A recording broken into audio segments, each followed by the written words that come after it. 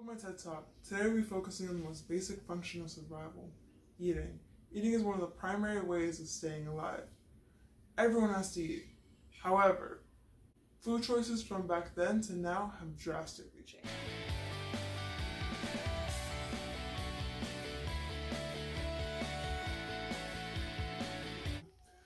Michael Pollan's Omnivore's Dilemma asks the question, what should you have for dinner?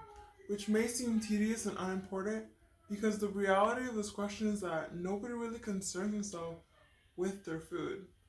In fact, the majority of people don't ask themselves where they get their food or how it got on their plate.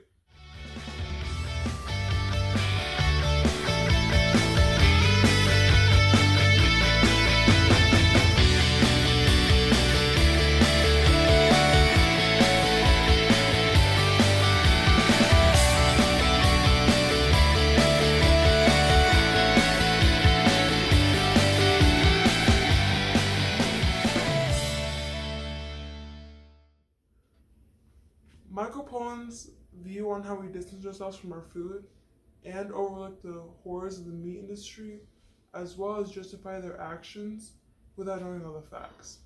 In his novel, he stated, "You have just died. However scrupulously the slaughterhouse is concealed in the distance of miles, there is complicity."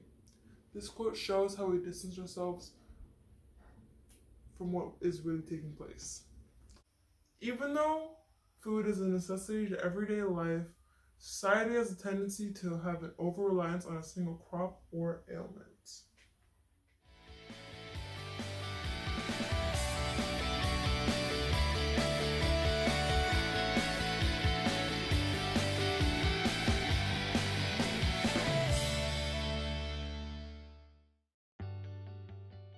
Poland shows how America in particular has an over-reliance on wheat and corn, as its abundance in all the processed foods is undeniably present.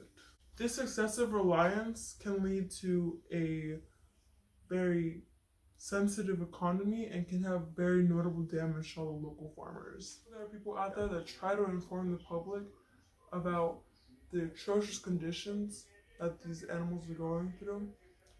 The media and society paints them as yellow journalists.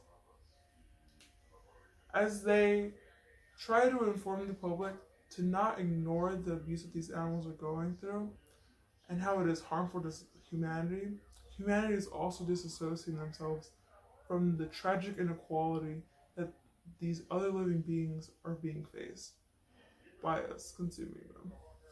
Pollan's main reason for writing Omnivore's Dilemma was to help the reader understand what the majority of society has deemed unimportant and has overlooked.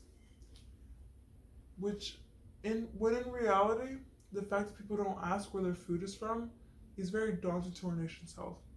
He especially stresses on our ignorance to specific industries like the meat industry and where our fruits and naturally grown food is from.